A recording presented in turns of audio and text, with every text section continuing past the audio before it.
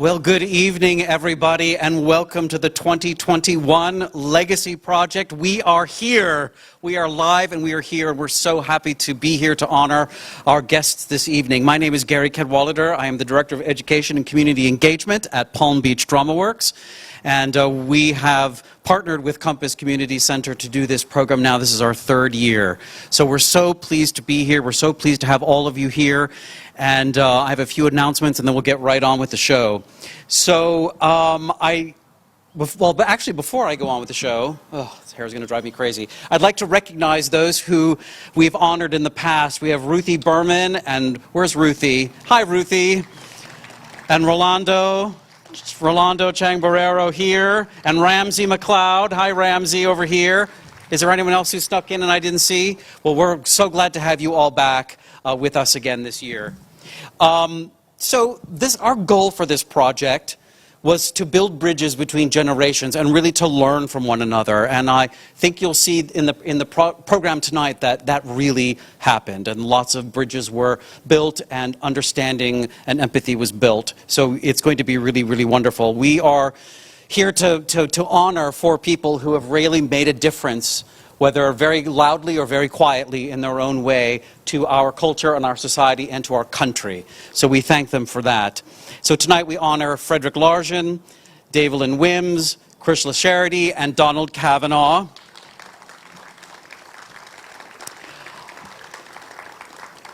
And tonight I'd like to dedicate and celebrate this legacy project to two who we have honored in the past, who have shuffled off this mortal coil in the last year. Of course, Jan Myers and Charlie Fredrickson.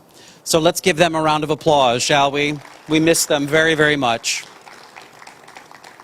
So let me tell you a little bit about the process and what happened this year. So our four young people, we met at a dinner at Compass last January, and they connected and interviewed our four subjects at dinner. And it was really wonderful. The next step in the process was to meet and to record an interview with them. But of course, the pandemic hit, and they recorded them over Zoom. So that was part of the process. Then a script was written, and then the four of them narrated their scripts, and we put together parts of photographs that our pioneers gave to us, and the video clips that they had in the interview. So we compiled them all together into a short documentary, or what we call a digital story. So we thank you to all of them and to everyone for their hard work. I'd like to thank, as always, for Palm Beach Dramaworks, really, and for Compass too. Macy's has always been an amazing sponsor for us. Jaggers Technology, Hill AV, John Faust, and 1331 Creative for this program this evening. Thank you so much for setting this up for us in the park. Amanda, Rex, and Claudia at Compass for all of your amazing work. Michael, who we could not have done this without every year, who does incredible work. Thank you, Michael, for everything that you do for this. All right, let me introduce to you the four people who will be your hosts this evening: Lauren, Evan, Julia, and Leo.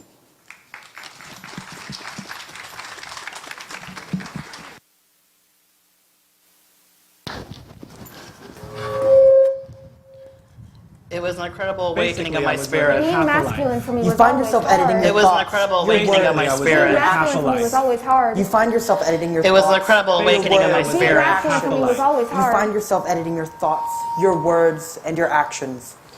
It was an incredible awakening of my spirit.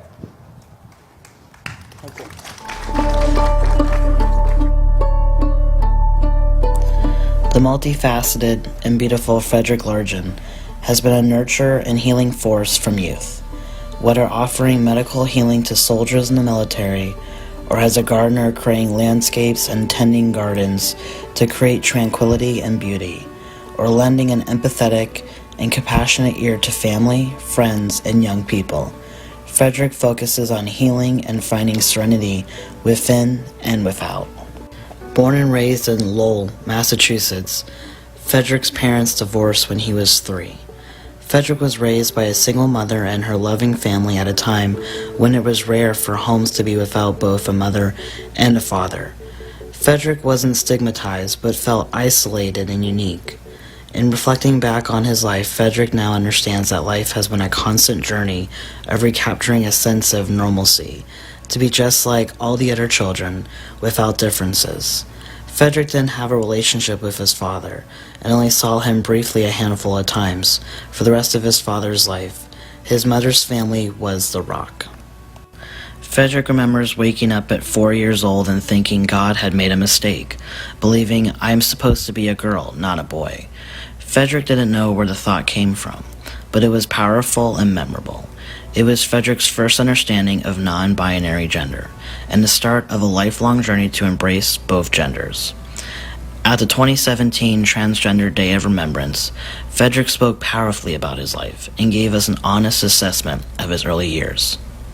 I remember the tug-of-wars for control, the emotional roller coaster mood swings, swinging back and forth on the consuming gender identity pendulum. The jokes, the criticisms, the bullying, and name-calling. I remember becoming self-conscious.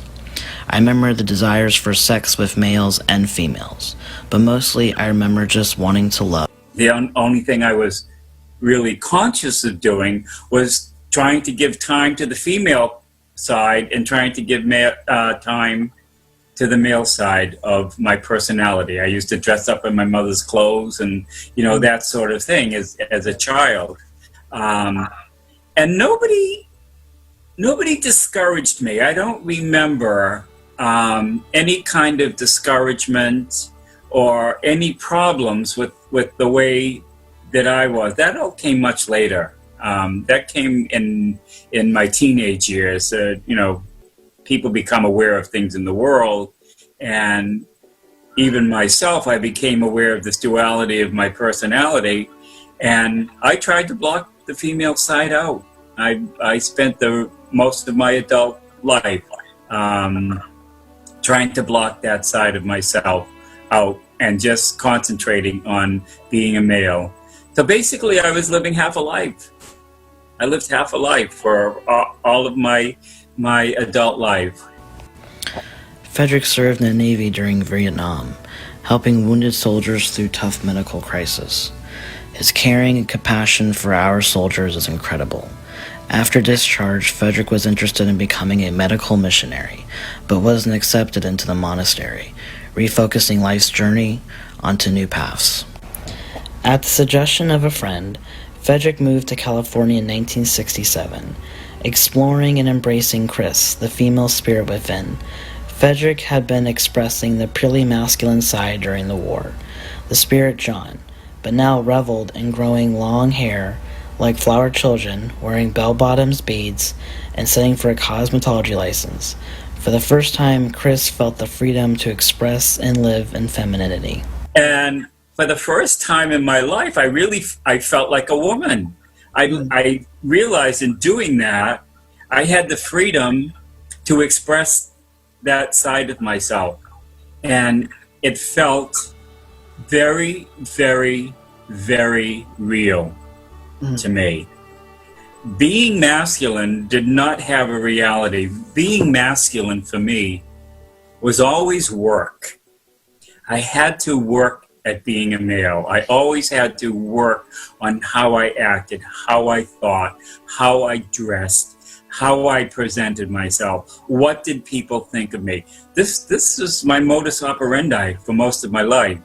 But when I was her, when I was this other self, there was none of that. It was just the most natural feeling in the world for me. After 2 years, Frederic returned to Massachusetts. He experienced feelings of extreme anxiety, crippling depression, and suicidal thoughts. Frederic began daily extensive treatments to examine his mental health. At the same time, Frederic came out to his mother and family. She was immediately supportive, and the family was accepting. In our discussion, we shared stories about the importance of family and how it is essential for us both to be honest and live within our true selves.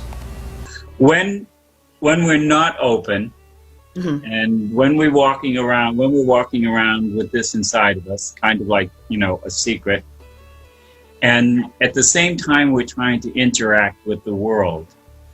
But while we're in the process of interacting with people, we're also at the same time severely editing. You find yourself editing your thoughts, your words, your actions, everything, because you're afraid this other part is going to come out. So there's always this editing going on when you're living in that kind of a world. And once it's all open and you're free, there's no more editor. You don't have to think about it anymore. You just being yourself, fully and totally, without having to edit at all. What a tremendous sense of freedom and feeling that is. And I know you must feel that also. Frederic saw his recovery as healthy and positive, defining mental health as an opportunity to break through fears and insecurities and live an authentic, honest life. Frederic tapped into a deep love for landscaping and gardening, and began a decades-long passion for creating beauty. Frederic returned to the nursing profession, reigniting an opportunity to administer to and heal the sick and dying. After serving in Jacksonville while in the Navy and spending several years in Arizona, Frederic decided to move to Florida. Frederic had buried Chris within for decades, and Chris wouldn't emerge again until Frederic learned of Compass's transgender support group. The anticipation of embracing and reconciling with the feminine spirit made Frederic buzz with nervous anticipation. It was a whole new world for me. It was just an incredible awakening for my spirit, for my sense of being, for my sense of identity as to who I am. And I realized I just had to let myself be open to her and her influence in my life, and invite her to be openly in my life, however she chose to be, that I would not put any kind of restrictions, no qualifiers whatsoever. I would just let her be. And he and I were accepting that of her. And basically that's what I've been doing. That's how that whole piece came about when they were having the Transgender Day of Remembrance. And for me, as I wrote in that piece, it was a remembrance of all of the things that I had been through in the past, all of the things that I had to deal with as a child, as an adult. And that finally, after all of those years, this whole all the pieces of the puzzle finally came together, and I knew who I was, both internally, externally, spiritually, emotionally, who I was as a complete person. As Frederic spoke about the path to self-acceptance, I could see my own life's journey reflected in Frederic's journey. Frederic is insightful and wise, and I've learned that our experiences are not only aligned, but universal to so many. Frederic now understands that the entire purpose in coming to South Florida was finding Compass. And, well, obviously my life is extraordinary since I've come here. And I think my whole purpose of coming here was to come to Compass and to find Compass. Because Compass helped me find me. I found Compass, and Compass helped me find myself. Extraordinary. Who knows these things? You step out on faith. You see if it works. If it doesn't work, okay, plan B. But if it works, just stick with it. A loving spirit is in you, Frederic, and your lifelong service to healing and care is an inspiration. When speaking about your childhood, you said that much of your life was trying to recapture a sense of normalcy and be just like everyone else. We are all so blessed that you are not like everyone else. You are a unique, beautiful spirit with a huge capacity for healing and love. This pandemic wouldn't allow us to meet face-to-face for an interview, but speaking with you was a highlight in these challenging times. I've learned through you that life is full of challenges. It's how we face our challenges that sets us in the path to grace and self-acceptance. Thank you for your service to our country and for your patience, peaceful, and loving spirit that nurtures us all.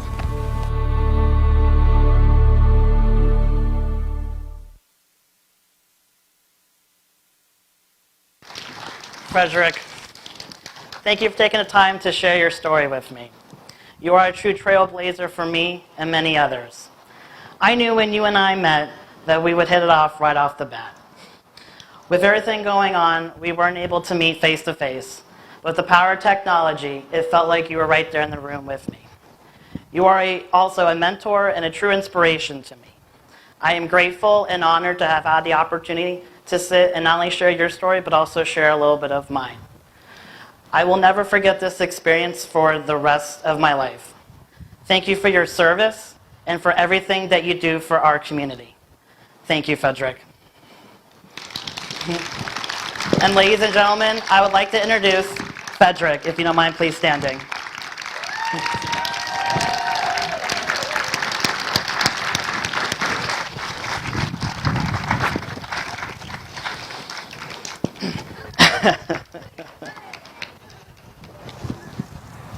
If you know where you've My come father from, was you know ashamed. I had how no not one to go turn back. to. And No I one looked to up turn and to. saw my entire If you know where family. you've come My father from, was you I know had ashamed no of one me. to not turn go to. back. And I looked No up one and to saw turn my to. entire If you know where family. you've come My father from, I had was you know no one not to to turn go And I to. back. looked up and saw No my one to entire turn to. family. If If you know where you come from, you know how not to go back.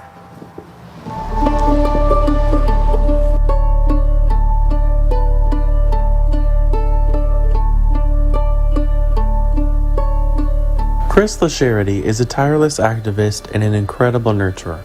He survived the turbulent HIV/AIDS crisis, bearing scars from his fight to demand dignity and humanity for both the LGBTQ community and himself. Chris was born in Milton, Vermont, a small town of less than 1,000 people near the Canadian border.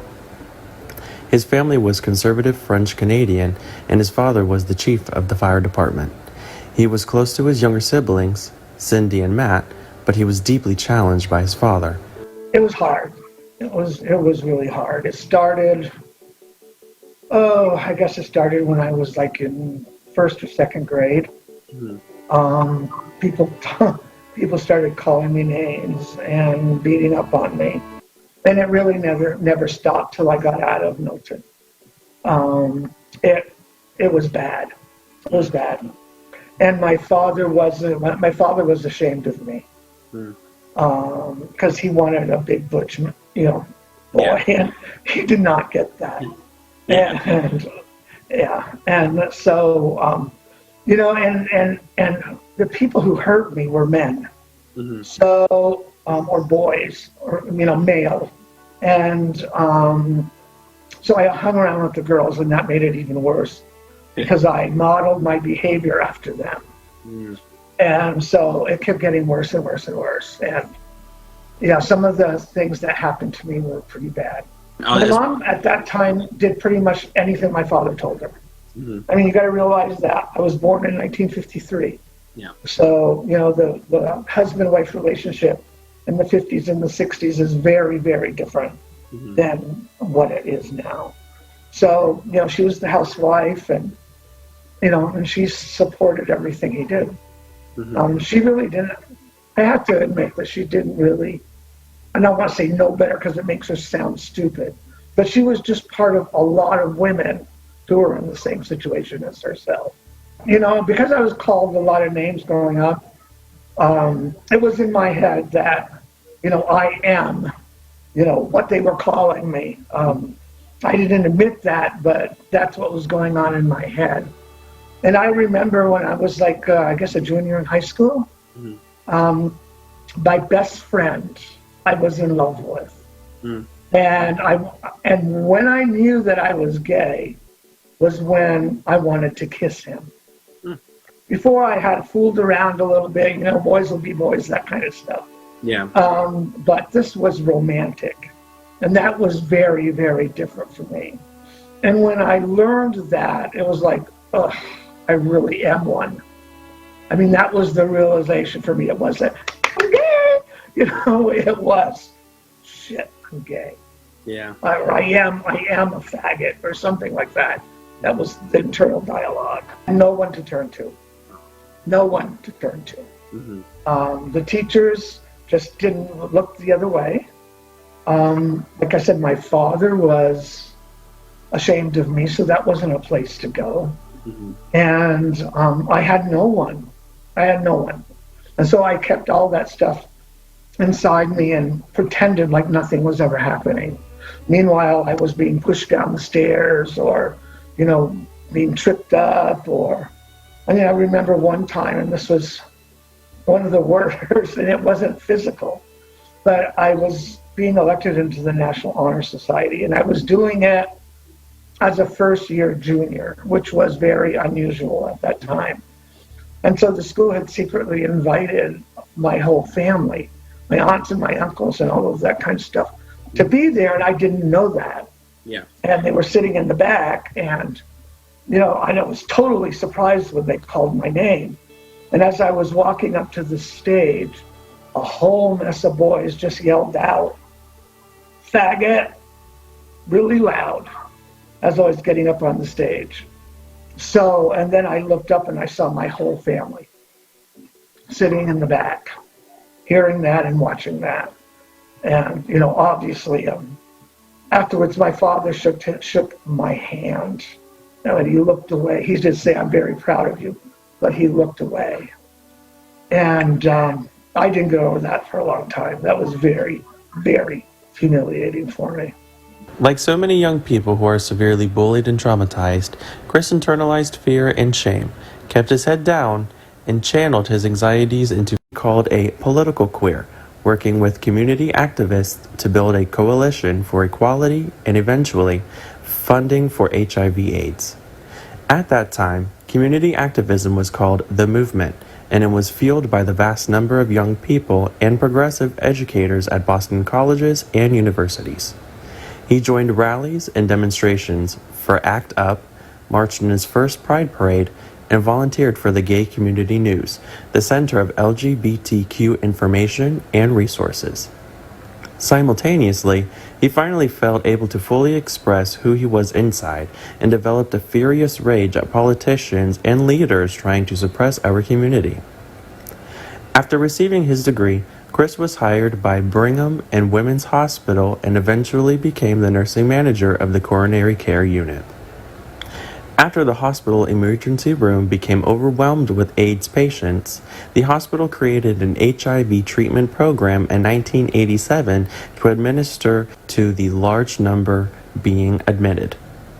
The hospital asked Chris if he would lead the new ward, and he agreed.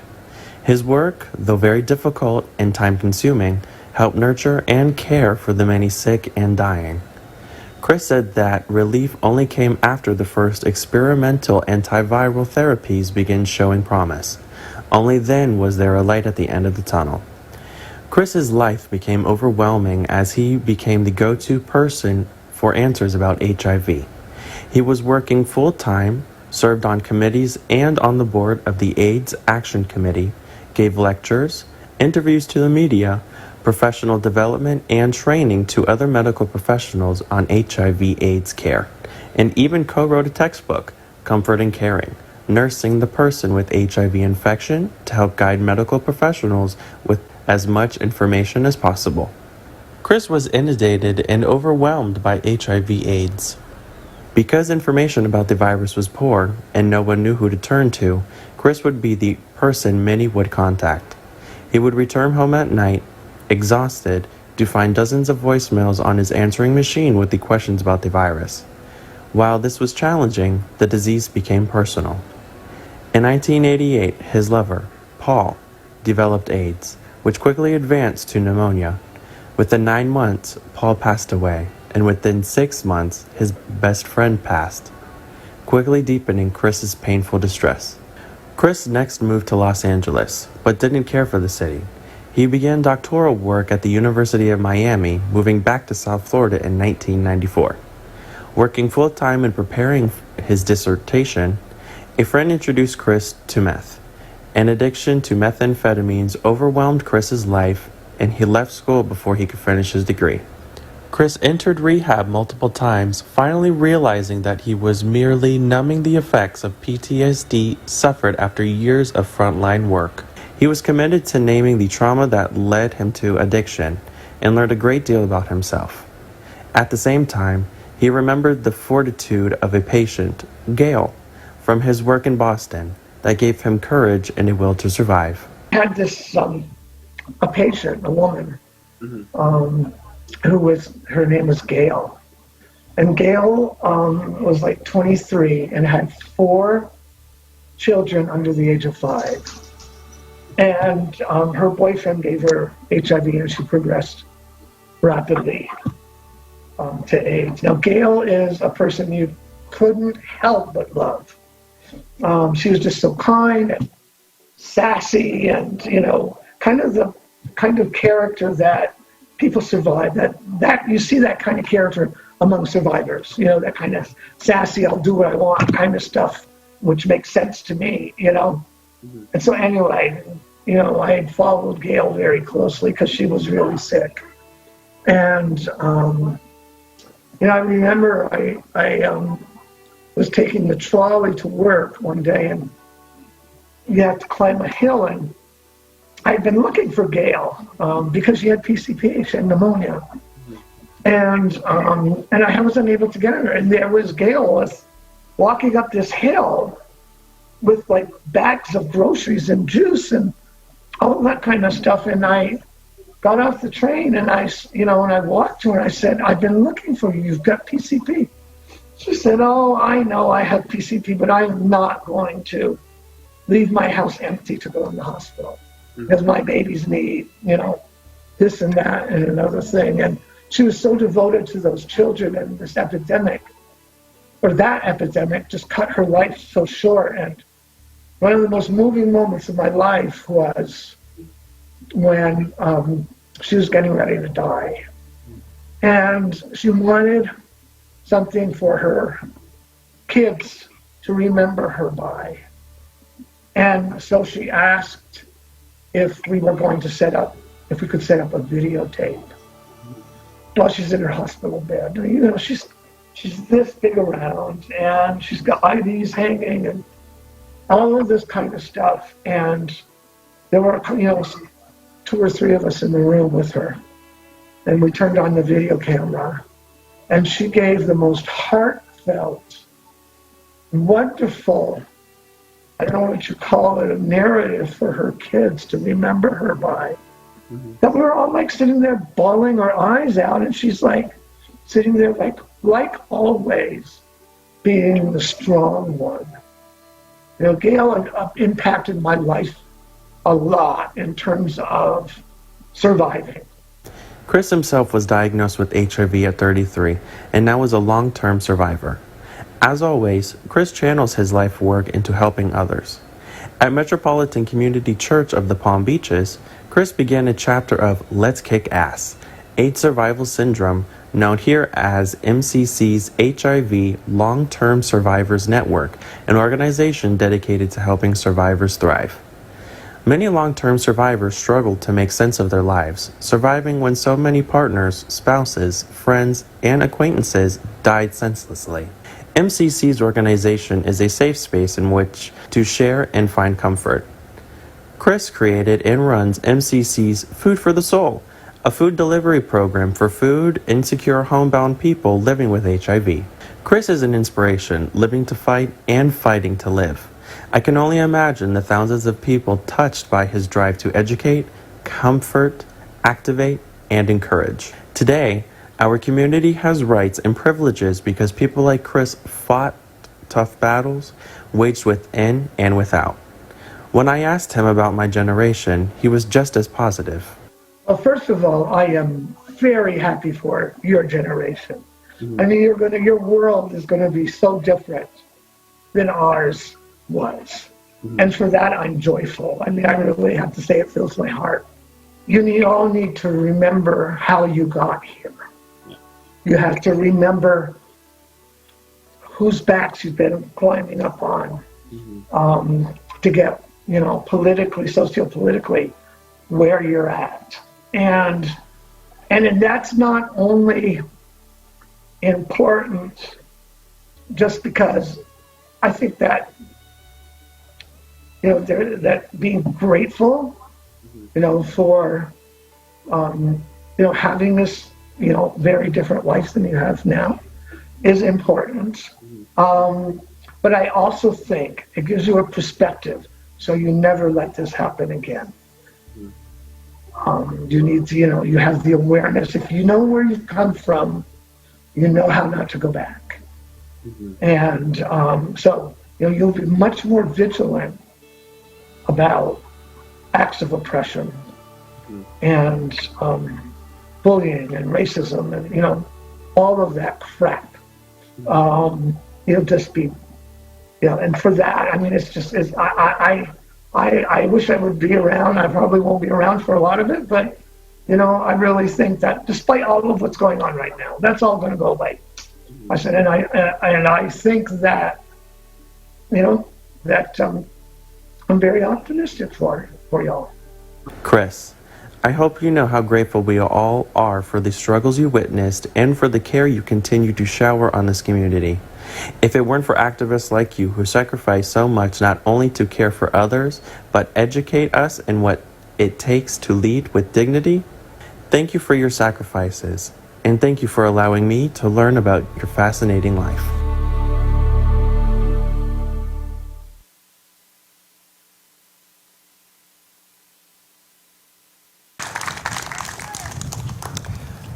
From the bottom of my heart, Chris, I do appreciate all of what you have done for not only my generation, but obviously your generation as well. You helped cultivate what I'm able to now have today, and there's not enough to be able to say thank you for that. The one thing that you did show me is, you can be a superstar in your own right. Although growing up, you may not have seen that it was reality then, but look at you now. You made that into your reality. For all the people that told you that you couldn't, that you're not, that you won't, you looked at adversity in the face and you said, you know what? I can, because I am and I will. Chris, if you could please stand for me. Everybody, the incomparable.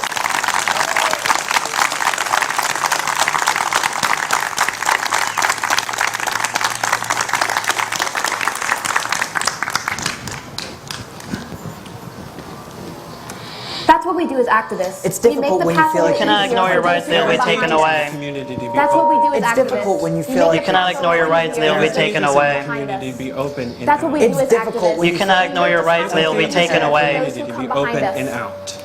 That's what we do as activists. We make the path a little easier for those who come behind us.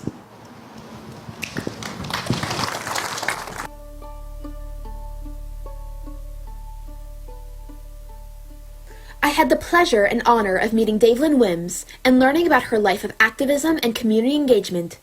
Davilyn is a calm, humble, and sage voice, and it was wonderful hearing about her life. Davilyn was born at Good Samaritan Hospital, raised in West Palm Beach, and attended John Leonard High School. Her family were Jehovah's Witnesses, and it was difficult for Davilyn to live under the basic principles of their religion, such as the hierarchical family structure and the dominant role of married men, no recognition of Christmas, or participating in patriotic celebrations or Valentine's Day.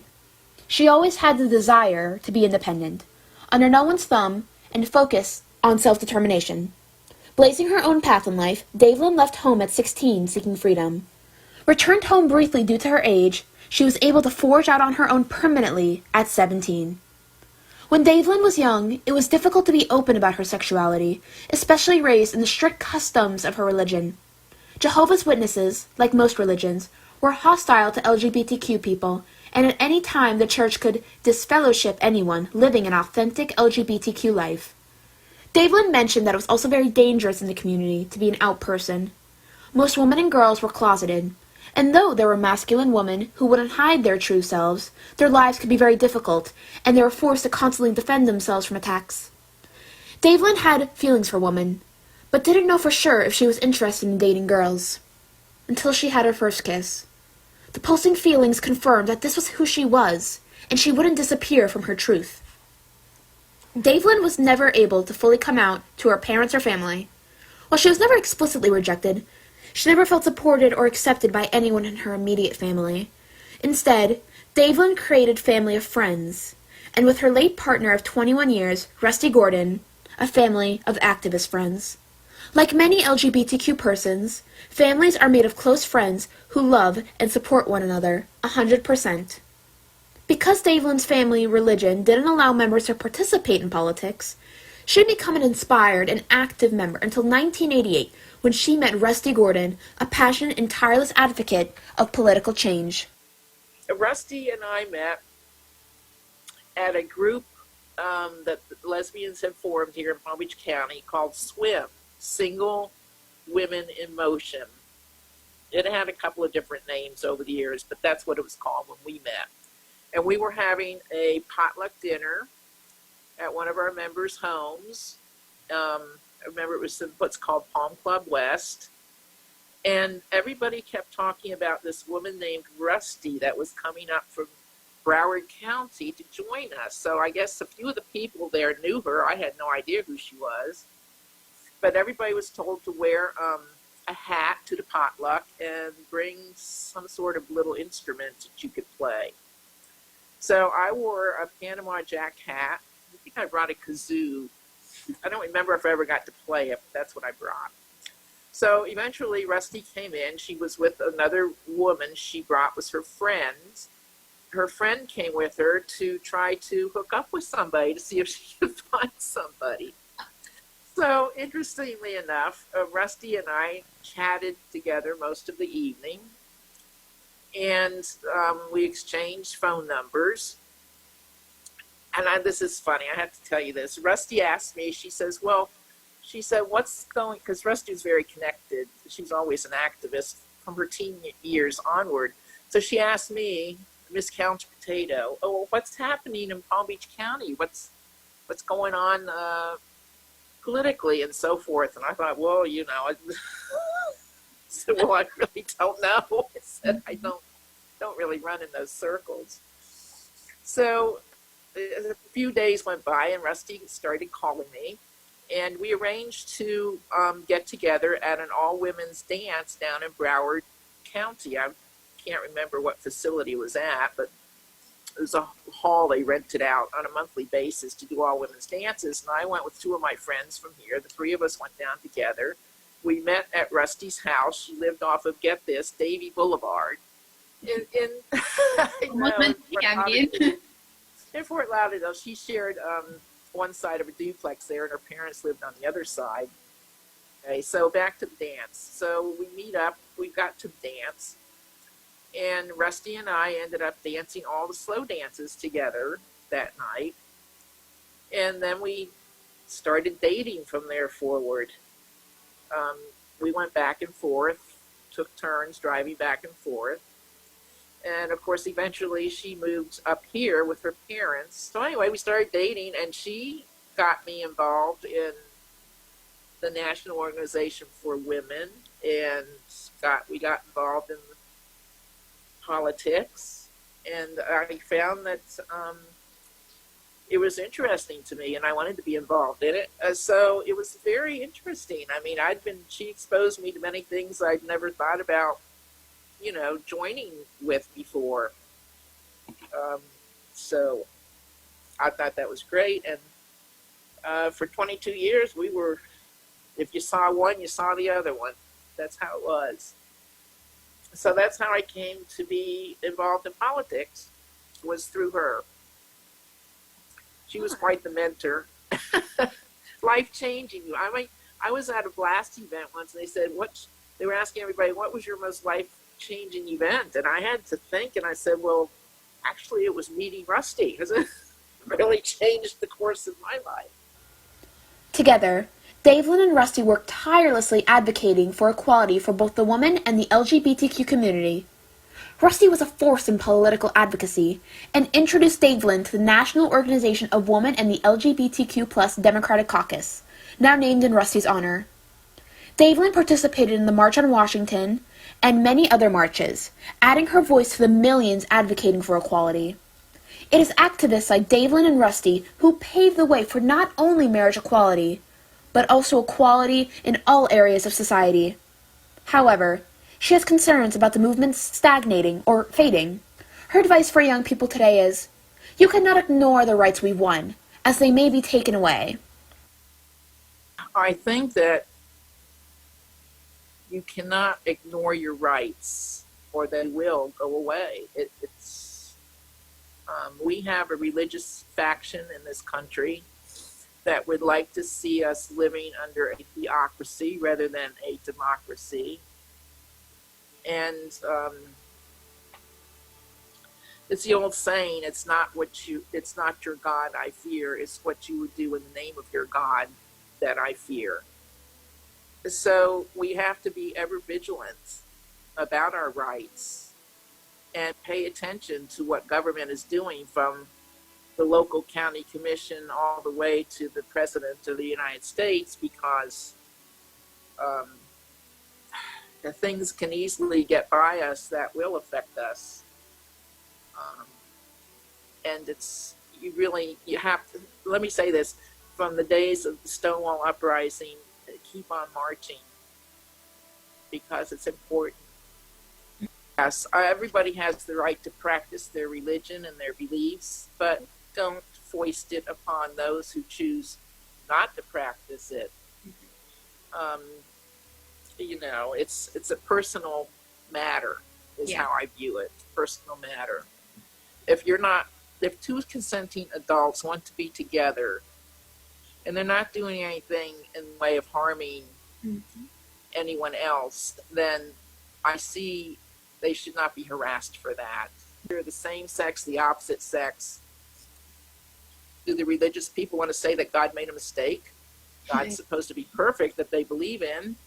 So do they view us as a mistake?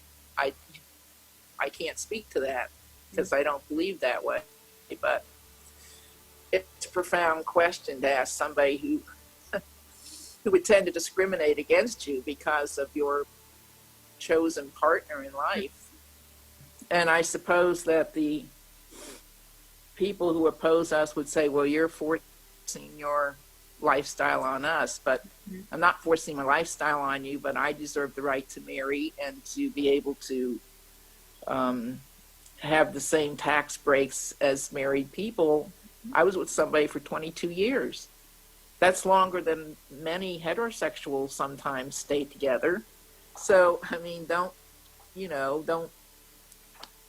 demean my relationship just because it was a same-sex person.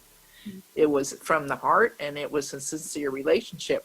We never had the right to marry, although we did do a group wedding at the March on Washington one year at a large group wedding.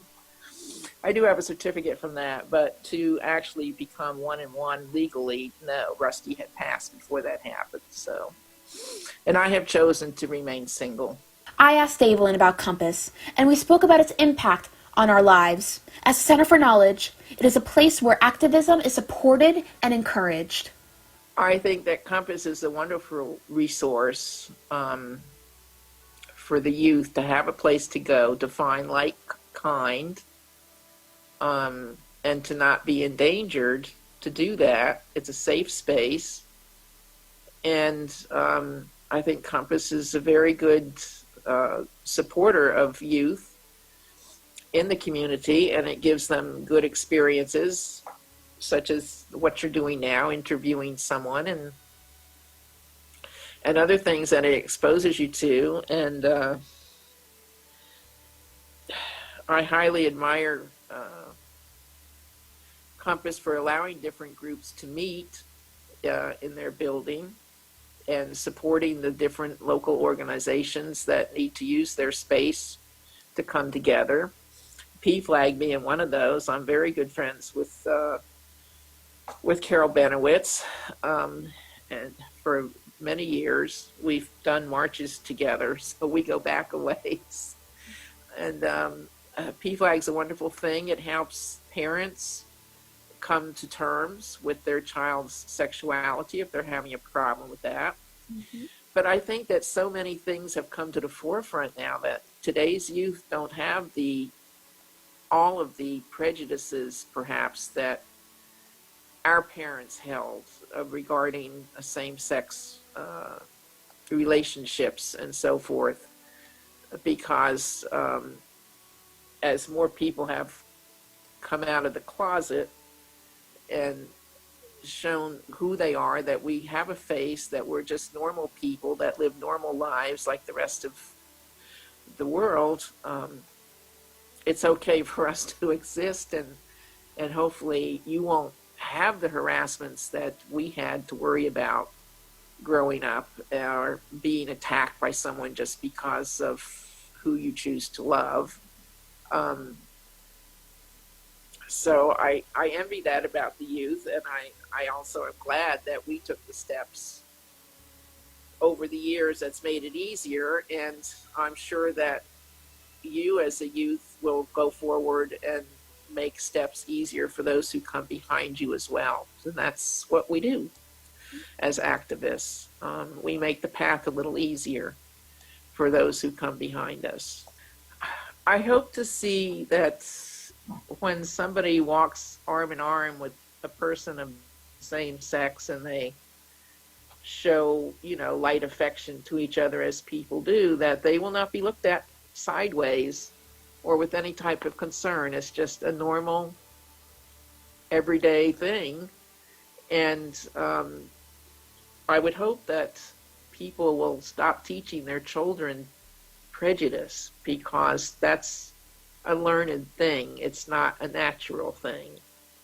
So when we can evolve as a human species enough to evolve that out of what we teach and show our children,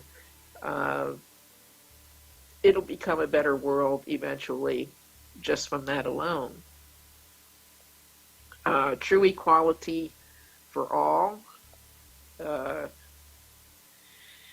I would like to see that in my lifetime. It would give me great joy. I don't think we'll evolve that quickly from what I'm seeing currently. But you never know. I never say never. It would give me great pleasure to know that equality exists for everyone. Thank you, Davilyn and Rusty, for helping to make the path for my generation more stable, wider, and easier to walk on. I will follow your advice, improve the path, and make it accessible for those behind me fighting for full equality and acceptance. Prejudice is learned. It is up to all of us to raise our voice, not only demand to be heard, but to fight to ensure we are all able to live our authentic lives without fear. I recognize that the fight is not over yet, and you continue your call to action as an active member of both the caucus and NOW. We have a lot of work to do, and your example inspires us all.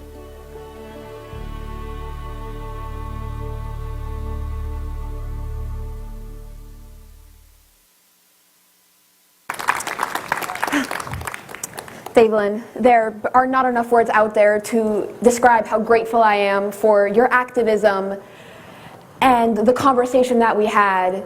Being a young queer woman myself, it was very difficult navigating, myself and my sexuality, but I could have never imagined what it would have been like during your time. It is absolutely admirable, your bravery and courage to continue to be your true self during such a harsh time period. And you've inspired me to keep the movement going. I will make sure that myself, from my generation and the generations past us, will continue to come out of the closets and go into the streets. Thank you. Davilyn?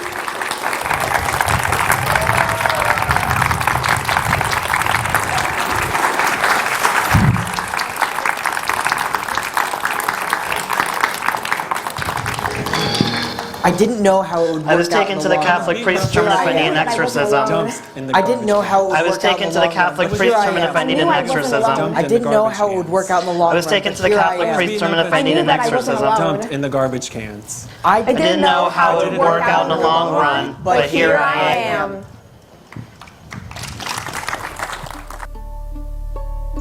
Soft-spoken, sweet, encouraging, patient, driven, and kind. These words describe the wonderful Donald Cavanaugh, whom I was honored to meet and speak with about his life and career. Born and raised in West Boylston, Massachusetts, Donald was raised in a strict Irish Catholic home. He's one of 6 children, 4 sisters, and a brother. And his father Paul was a police officer, his mother Mary, a schoolteacher and a homemaker. Donald had a challenging childhood, both at school and at home. At age 2, Donald began expressing gender nonconformity, troubling his parents with the idea that their family somehow held a curse. Well, excuse me, my parents were strict Irish Catholics. And when I started to exhibit non-conforming gender behaviors at around age 2, they wondered if they had the birthday curse in the family. So at age 3.5, I was taken to the Catholic priest to determine whether or not I needed an exorcism. priest said not to worry about it, but they did worry about it for some period of time. I can remember them discussing it. Well, they always knew there was something, quote unquote, wrong, but we never talked about it. My father was 94, almost 95 when he died, and I never said the words to him, although he came to my wedding, which floored me. Well, as I recall it, my parents were concerned about my behavior being too effeminate at 2.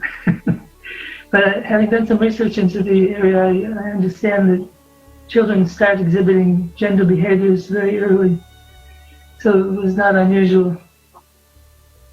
They felt that they had birthed a curse. And I can remember my father talking about the curse of the Lord is carried through generations to the 7th generation, something like that. I don't remember the exact quote.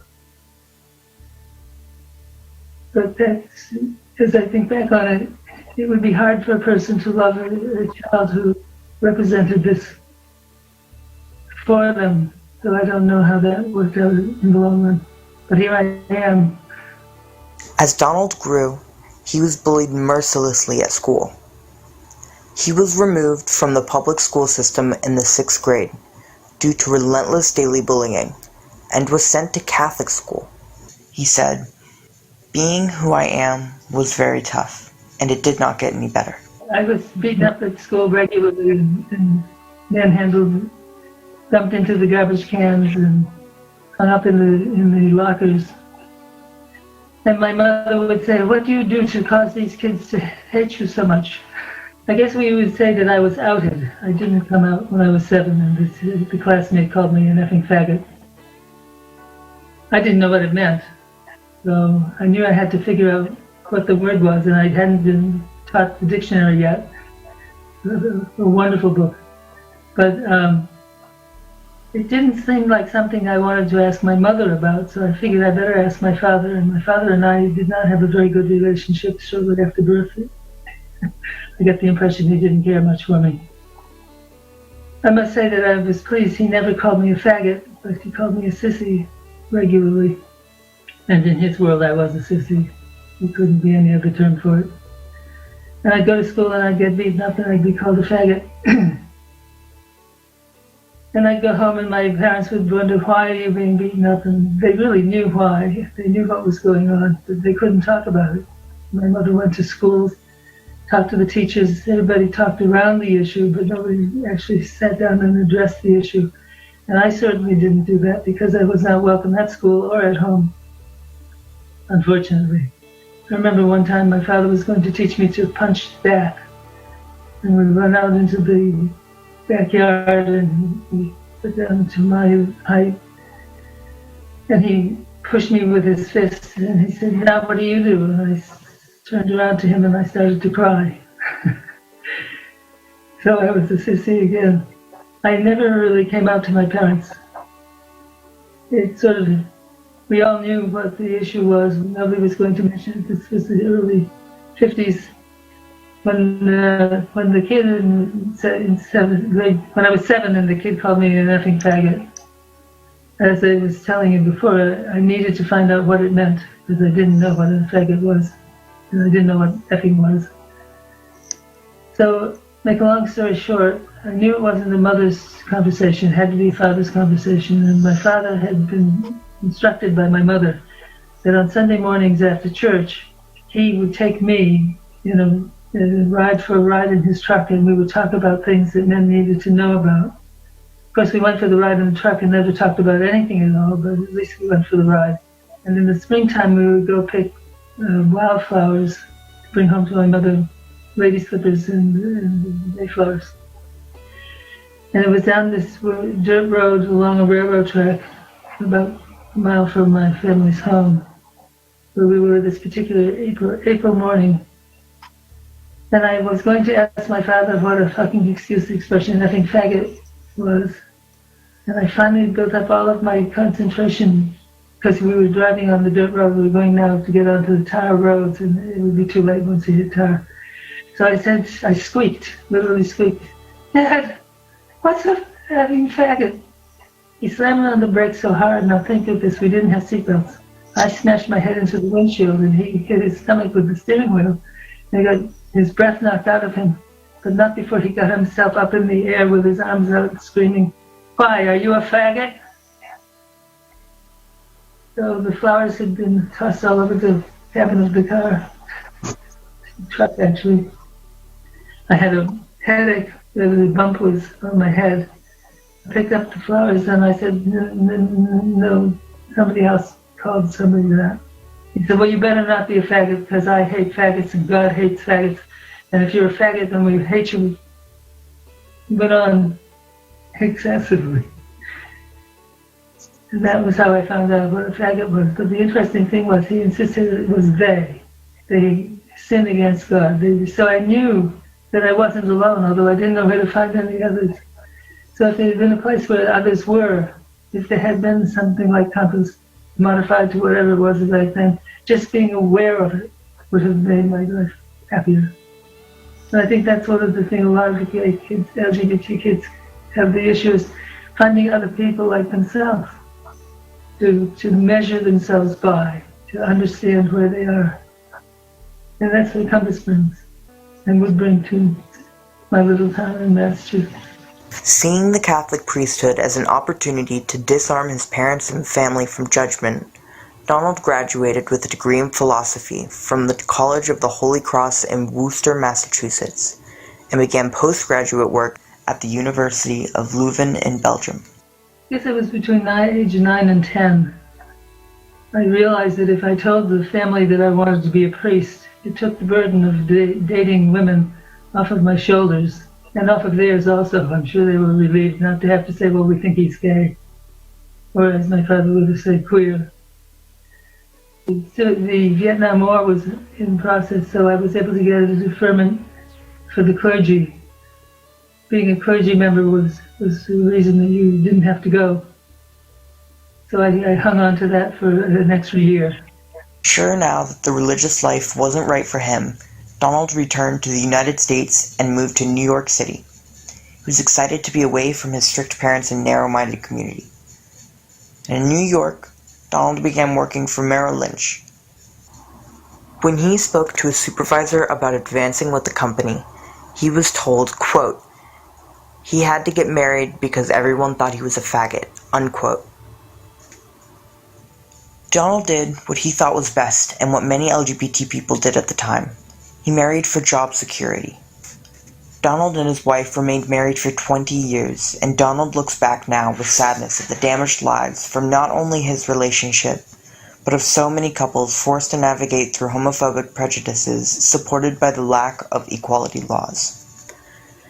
Donald became a first-hand witness to the HIV/AIDS crisis after he separated from his wife, and when his male partner, Jesus Escorza, suffered from the symptoms of AIDS. Sadly, Jesus died in Donald's arms, which led to Donald's quiet and steady battle to end ignorance and fight for equality. After a career in marketing and living all over the country, Donald moved to South Florida from Denver in 2003. After moving here, Donald began tackling LGBT bullying head-on.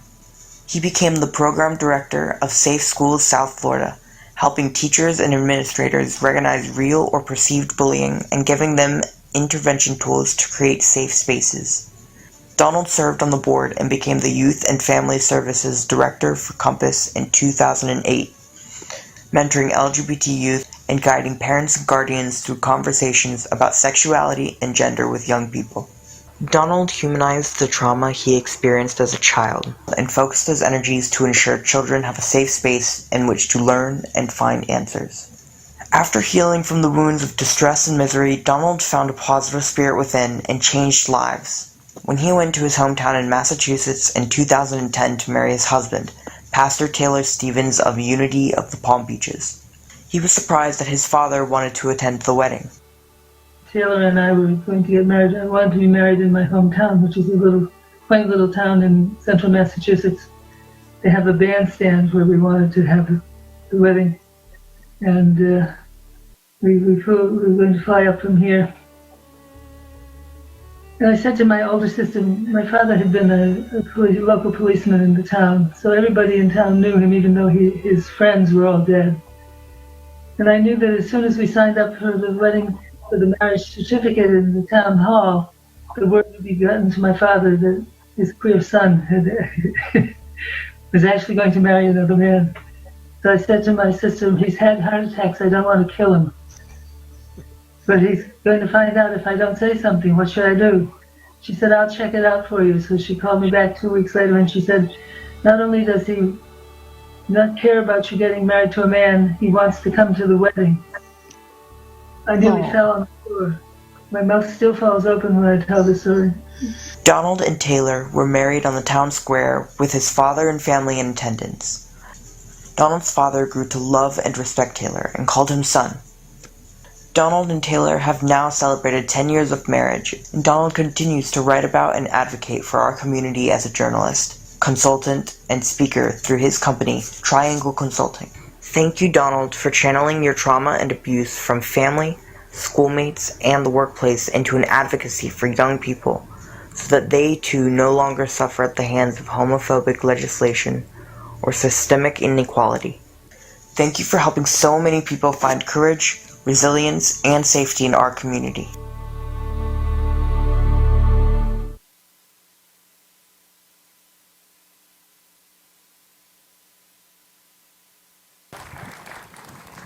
Hello. I just wanted to thank Donald so much for giving me his time and attention and letting me learn everything that I could from him. Being raised in a very accepting and LGBT family, hearing Donald's story made my heart turn. Imagining how much that you went through and everything that you suffered for the future of our community, knowing that you planted a garden that I now get to watch bloom and I get to help flourish for the future generations to come, makes my heart blossom with thank you so much. Can you stand up for everyone, please? Thank you, Donald, again for coming in today. Thank you so much for teaching me what you had to say.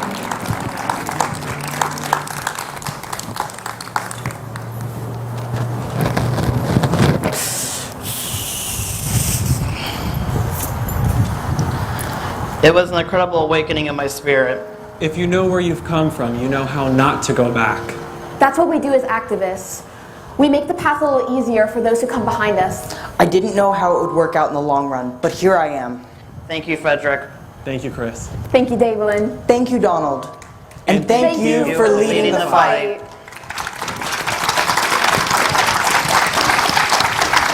Take a picture.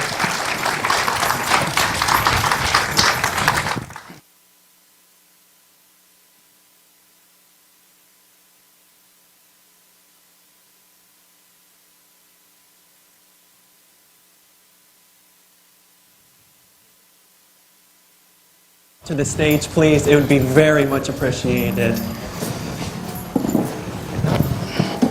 give everybody a round of applause.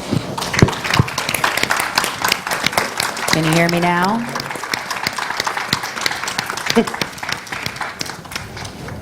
As we come to the close of our program, I'm really ticked off at you, Gary, for making me follow that. Just like all of you, I got to see these stories for the first time tonight, and I just can't thank all of you enough for sharing your stories and interviewing our champions of equality, the champions of our community. And thank you, Gary, for bringing this vision and helping us through this journey of the Legacy Project, especially now after we've lost a few of our community champions and Connie and Charlie and Jan. And so before we close out this program, I just want to say that we will be taking suggestions and applications because we are going to continue with this project. It's been a wonderful experience with all of you, and you do have a story to tell. And Gary will know how to get it out of you. And these kids, they ask the tough questions, right? So thank you again, and please give everybody a round of applause.